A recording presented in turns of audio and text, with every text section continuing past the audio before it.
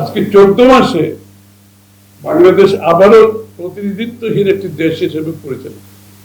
মূলত সংস্কার, পিআর ইত্যাদি সব নিয়ে অনেক আলোচনা হয়েছে।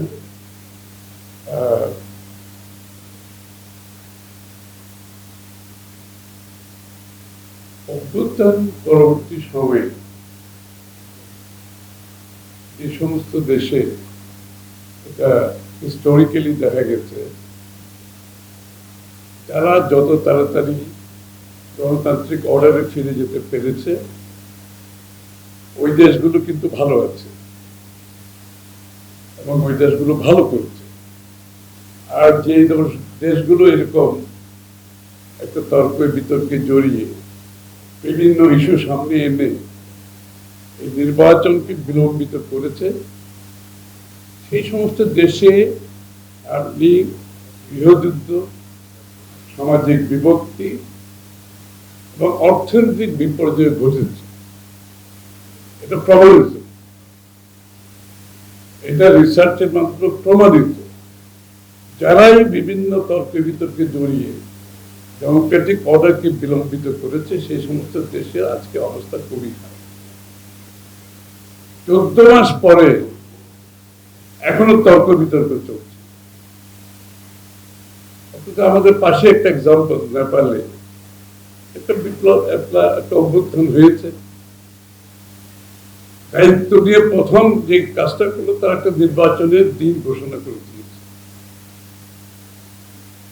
এবং যারা অভ্যুত্থান করেছে তারা যার যার কাজে ফিরে যাচ্ছে।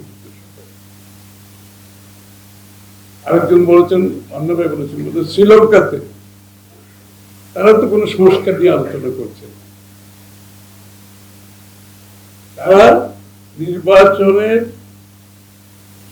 সব দেশগুলোর আলটিমেট যে একটি যখন সরকার দেশকে ধ্বংসের মুখে ঠেলে দেয়, এটার মূল গোড়াটা হচ্ছে এরা গণতান্ত্রিক প্রক্রিয়া থেকে, অর্ডার থেকে বের হয়ে গেছে এই দেশগুলো।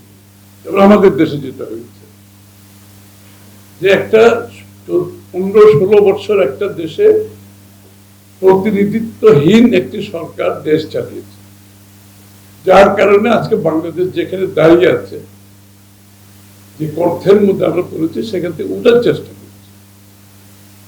আমি যদি বলি এই প্রতিনিধিত্বহীন একটি অবস্থার কারণে বাংলাদেশ এখানে দাঁড়িয়েছে, আজকে 14 মাসে,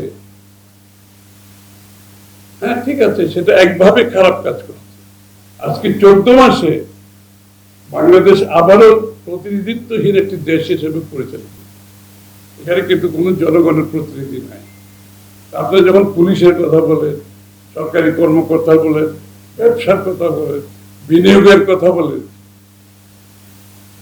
আমাকে যখন সাংবাদিকরা জিজ্ঞেস করে, আমার কিন্তু কোনো প্রত্যাশা নেই এখানে। আমার প্রত্যাশা নেই এই কারণে যে সরকারের প্রতিনিধিত্ব নাই, যাদের পিছনে জনগণের সমর্থন পুষ্ট একটি সরকার শক্তিশালী, যে যার পলিটিক্যাল মাসেল আছে।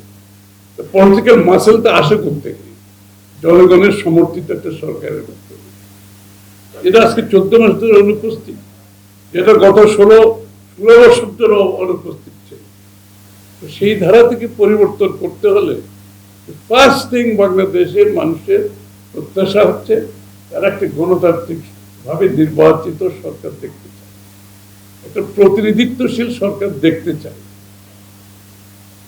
একটা প্রতিনিধিত্বশীল সংসদ দেখতে চায়, সরকার দেখতে চায়, যে সরকার তাদের কাছে দায়বদ্ধ থাকবে, জবাবদিহি থাকবে। এখানে জবাবদিহিতা, দায়বদ্ধতা হচ্ছে মূল সমস্যা বাংলাদেশে। যে সমস্ত দেশে স্বৈরাচার ছিল, ফ্যাসিস্ট ছিল, ওখানে একই সমস্যা ছিল, দায়বদ্ধতা, জবাবদিহিতার অভাব। কারণ তারা অনির্বাচিত সরকার, তারা ক্রমান্বয়ে স্বৈরাচার হয়েছে, ক্রমান্বয়ে তারা ফ্যাসিস্ট হয়েছে। তারপর তো সেখান থেকে এখানে বেরোতে পারছে না। আবার এখানে কত ধরনের আলোচনা এখানে চলছে। আমার প্রশ্ন হচ্ছে যে শেখ হাসিনা স্বৈরাচার পতনের পর 14 মাস পরে আমরা এখনো কেন এইসব আলোচনা